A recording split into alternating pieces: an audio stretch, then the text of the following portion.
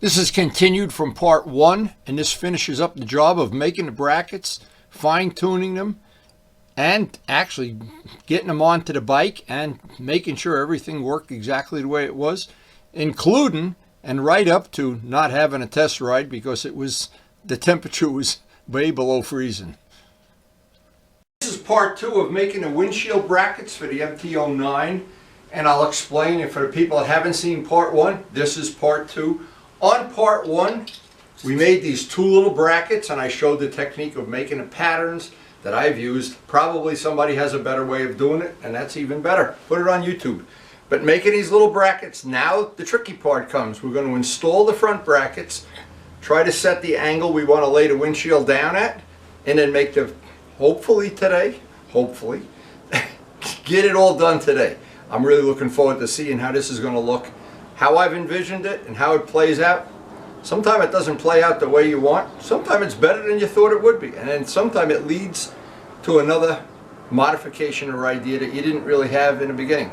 But either way, it's part of the MT adventure that's been going on since Karen bought me this bike. For my birthday, a little over a year ago, a year and a couple of months, and 10,000 miles. And I've had 10,000 fun.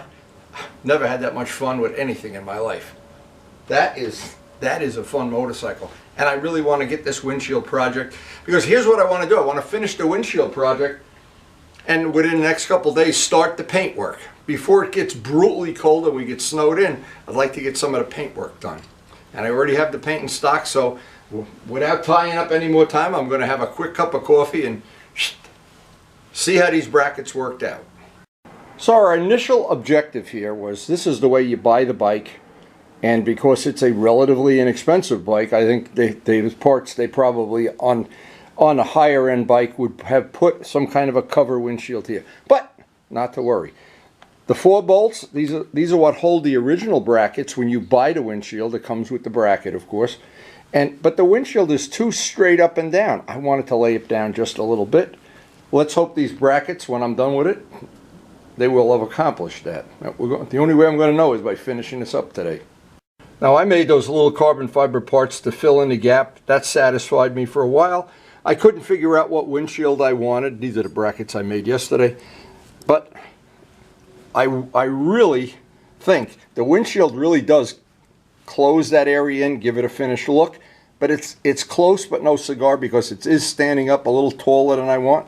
And this little bit, I think, is going to make it's going to be one of those details that a small detail makes a big change. So the original brackets that come with it are steel. These are 7075 T6. They're model airplane aluminum landing gear that I used to manufacture. I cut up some spare parts I had. And I noticed one thing right away when I opened the package to the windshield. They made the holes that bolt this down elongated, so you could slide this a little bit in any dimension. Well, I haven't done that. I want to see if I'm close enough that I don't have to do that. But of course, at the very end, I can Dremel a hole out, elongate it if I have to do a little fine tuning. So for right now, I'm just going to take the front brackets, make them hand tight, put the other one on, and then see roughly where we are. I'm sure there's going to be a lot of tweaking on this by the time I'm done, but I'm prepared and I'm willing to spend whatever time it takes, because this, to me, cleaning up this area of the motorcycle and then the paint work that I'm going to do is a critical part for making this bike that it's my personal bike. Okay, nice and solid, by the way. And these are the little rubber bushings that have to get pushed into place. And then what happens when you tighten a screw, the rubber expands so that everything is rubber mounted, soft mounted. And hopefully, if you don't over tighten the bolts or put any stress on this, you don't crack the windshield. Now, of course, when they engineer up the real part, the first part they made, and by the way, I think somebody made the original mold for this, because several companies offer that same windshield with the same brackets at various prices. I paid $26.95 from Amazon. I've seen them for 5 times that price. So if you are looking to buy one, of course, shop around. Now, I'm keeping everything just hand tight. I want to be able to move this around. The one thing I don't want to do is line up the windshield and have something under stress. I want the windshield just floating in those little rubber biscuits. Okay, the first test fit looks fine. And we have of course, now there used to be a gap up here. It used to be up like that. Now we're down where I like it. I want to see, and I do like the fact that lays down just a little bit more. I think that's pretty close to what I wanted to accomplish, maybe even a little bit more. But when I make those brackets, I know I've got to take, I just did a rough thing with my thumb. That's about the amount I have to deduct from the original brackets. But that does look like, well, it's hard to tell, but it definitely has more angle than it did before. So now it's time. What I want to do is I want to measure, well, I don't have to measure, I've done it already with my thumb, how far up I want to put this and get that to, I want it to sit just like that. I want it to have that angle. That's what I'm looking for. And it's a subtle little change, but even subtle little changes can change the way a whole bike looks. And just cleaning up that front end, to me, is worth no matter what effort I put into this. So the first thing I see is I have an interference on the top of this bracket. It's rubbing on the windshield. I obviously don't want that. So I'm going to go downstairs and grind that down.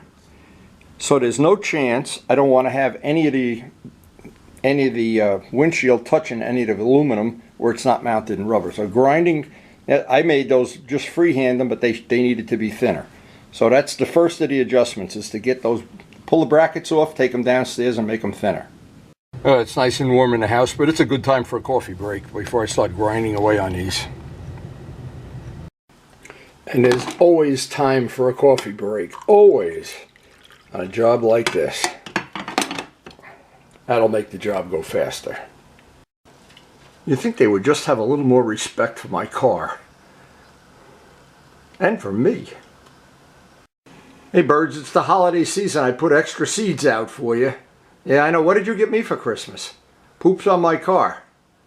So while I'm working, Karen's out there. What's she got in there now? I don't know what that is, but it sure smells good. Time for a coffee break. Now, while I'm grinding this, I'm also going to elongate the holes just like they have on the original part. I think that was probably a smart thing to do, to give us a little fine-tuning adjustment. That was, well, you know, they obviously figured that out before they made the original part. So we're going to take a clue from them, elongate the holes, number one, and try to grind that point off with a rubber biscuit. See, I don't want the windshield just going to rub on that at some point in time, because don't forget the windshield is mounted in rubber. And that's a great way to do it, to avoid cracking it, but I don't want to take that chance. It's just a couple minutes over at the grind.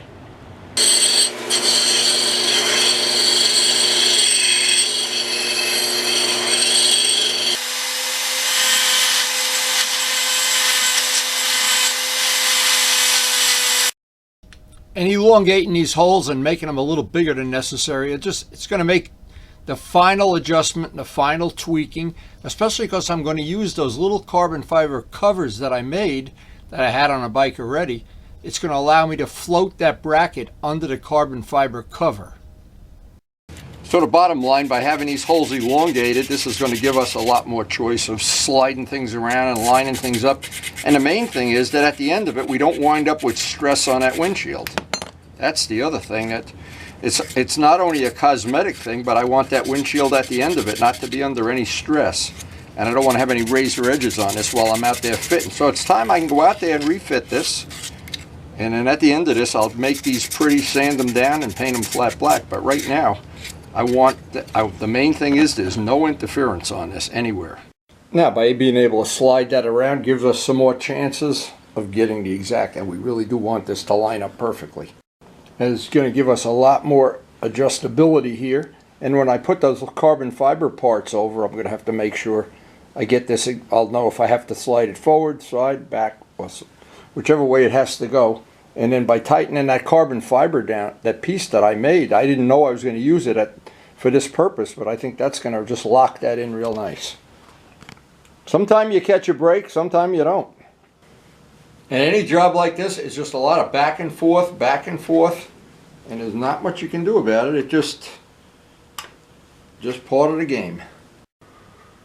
Well, it certainly looks like we have the angle now. Now I have to take that measurement again, and I've already done it with my thumbs. Just confirm that that's how much shorter I want to make the back bracket. And I try to look at it from every angle, and every angle I look at it, it looks the best when it's laid back. But I always want to have the original brackets for future evil twinning projects or whatever. It's always good to have choices. Now, one of the things I'm trying to get is the gap that's here and the gap that's here. I don't want those parts touching. I want it to be a mirror image. This is all part of styling and designing, and like car people do, and try to get it nice.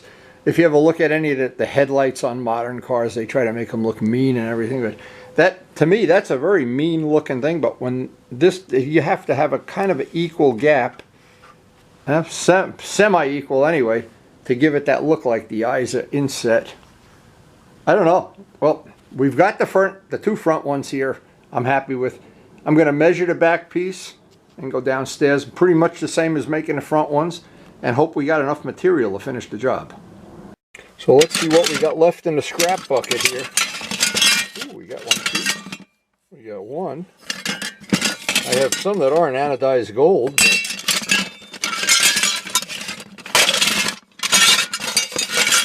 Well, we're going to paint them anyway, I guess. Yeah, we got one.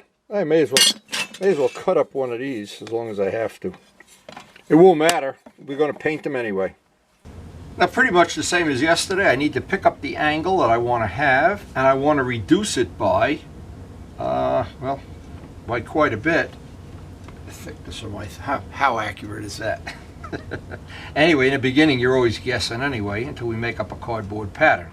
But pretty much the same as yesterday. This is just a time-consuming thing, and you have to go back and forth, but it's really not costing you any money, and in the process we're going to get it as accurate as we can. Even if I have to go back and make some of these brackets over, I still have enough material to do that, so that'll be fine, and we don't care about that.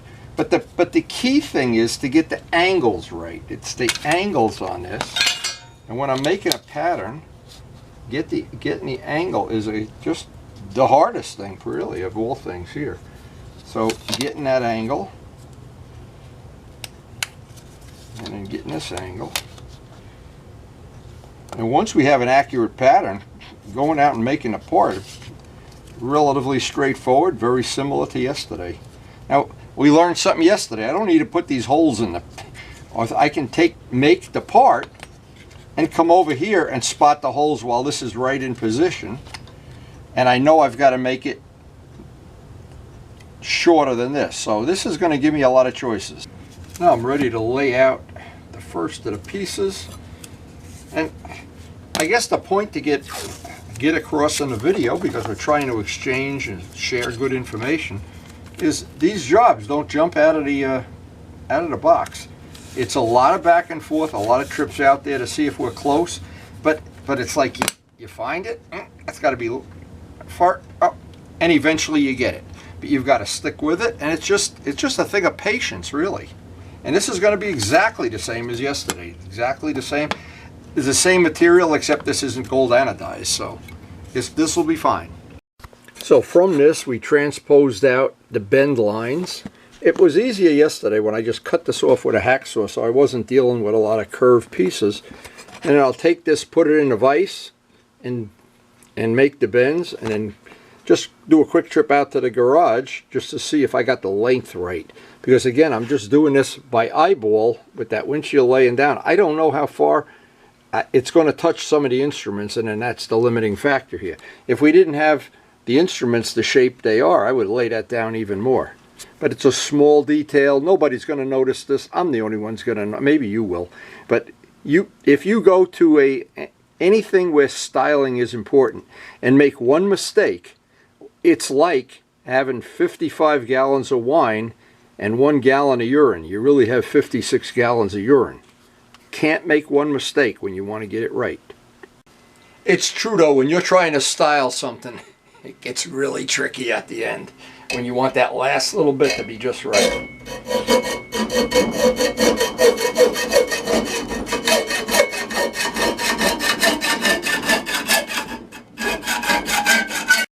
And getting that angle right is going to be critical. It's those two angles, if they're not right, it's going to somehow stress the windshield or not line up right, and I'll have to make the bracket over.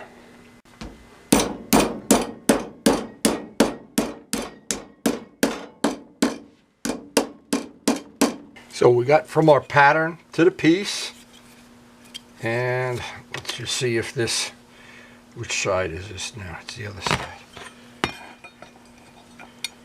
And if we're close, and it looks like we got to get that angle, and we got to make that a little bit shorter, a little bit angled down, and I think we'll have it. So what I want to do is I want to transpose these marks. I know this is going to be right here, and this is going to unspot these holes, and we'll be all set. Now a step drill is always the best for doing this kind of stuff when thin material. And we're just going to spot this, just a spot. Once we know the spots line up, then what we'll be able to do is just drill it through. Okay, the spots worked out great. We're ready to drill it through and trim off the material and then just go do a dry fit out in the garage. Okay, this is roughed out now. Now we just I want to radius all this stuff off, clean it up on the belt sander, and then go do a test fit.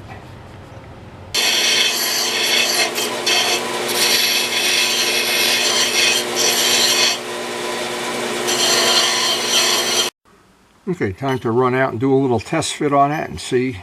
I just took off all the sharp edges on that. And if all else fails, we can use that for a pattern. If we have to make it shorter, longer, wider, whatever. Now we have to see if that bracket is the right length and if it's going to give us that angle that we want with this laid back. Well, it just touched it. It couldn't be any closer. Oh boy, did we luck out on this. Wow. Who'd have thunk it? I'm impressed. That really worked out great. But believe me, that's just luck. So now the trick is I'm going to replicate this bracket also and make two the same, then come out here and do another dry fit. Yeah, and of course the whole thing is going to be to get all four of them at some point in time exactly where I want them to be. But for now, just replicating that will be the next step. So because I'm happy with the dimensions on this, it's just going to be a question of replicating it over and over, and hopefully we get at least the two out there, get a little test on them, and I'll be real happy with that. That's going to work out great. I didn't really know if this was going to be worth it. I think it's really worth it.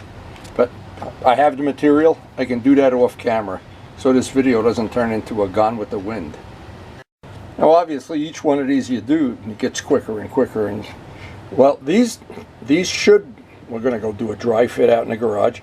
If we're happy with everything, they'll be ready to paint. If we're not happy and we have to adjust anything or make any brackets or shim anything, we want to do that all before we clean these up and paint them. Okay, we got everything on there and it's time to dry fit and tweak as necessary. Now as I'm just making the bolts hand tight here, I don't want to over tighten the windshield bolts. It looks like we got it real close. At this dimension, that couldn't have been any better. That is really close. And I've looked at this from several different angles to see if I like the additional rake, and I love it. So, of course, it's all in the eye of the beholder. Some people are going to say, well, I don't like it. I liked it better the other way. Well, with the windshield upside down or something, it's hard to please everybody. In fact, when you do a motorcycle, you do it for yourself, not for your neighbors, that's for sure. Now I made what I think I'll be some final tweaks here, but now I want to see if that piece in here, that carbon piece, will fit in there before I finalize this. I'm hoping that's going to fit without a lot of jury rigging. Now as I'm tightening up the carbon fiber parts, it looks like that's all going to work out. Now what I want to do, the final thing here today, I want to get the whole thing bolted up nice and solid, push it out in the driveway and do a photo shoot, get a couple of pictures. Everything's nice and tight, everything lined up pretty well. Actually was a lot of time, but in the end I think it was worth it. Now there was a lot of tweaking going on and a lot of grinding and drilling and everything, but in the end I think we got pretty much what we wanted to have. And it's actually so close, it's touching. It's not touching bad, but it won't be a problem. Yeah, that's fine. But that laying back now, I really think that adds a nice dimension to the whole motorcycle. So I'm going to take this outside, shoot a couple of pictures just for my own. I like to look at this from a lot of different angles. Make sure I'm happy with it. When I put this all back together, next time I get to paint, I'll paint the brackets. That'll be a piece of cake. Pull this apart. I've done it so many times now. I do it in my sleep. And I want to see how this is going to look. I really think, to me, the artist in me just said that really was one of the things I really wanted to do, is change the look of the front of the bike. I think this worked out well.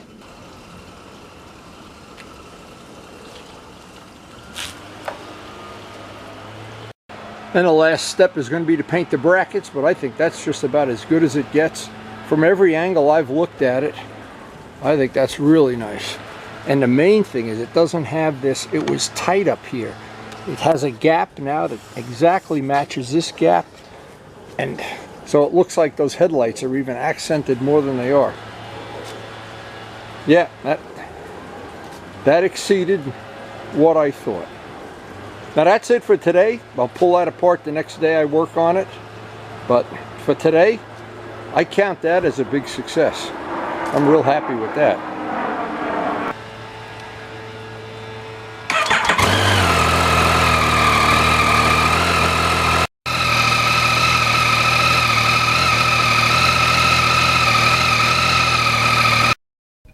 Now, one of the reasons, to me, it's worth putting all this effort into what most people, some people would think is a minor detail thing that nobody's even going to notice.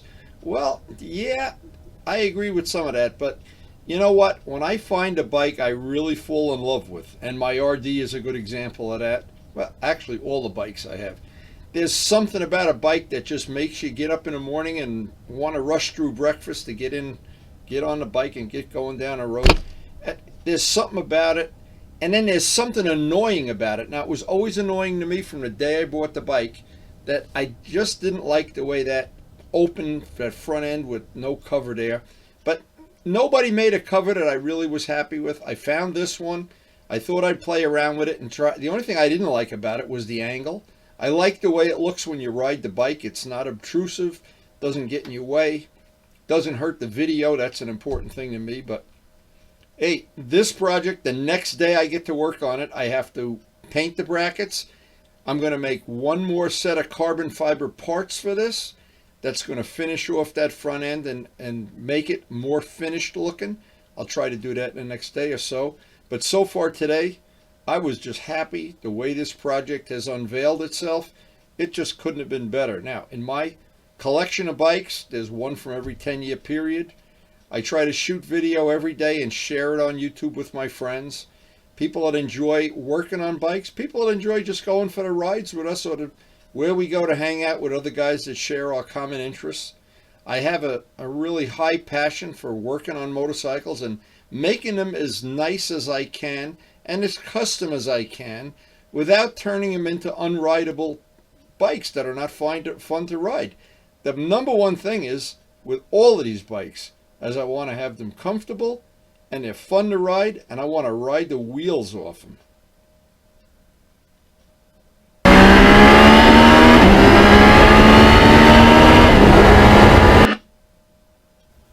So if you enjoyed the video, I hope you share it with your friends, and of course I hope, most of all, that we'll see you tomorrow. And thanks again for watching.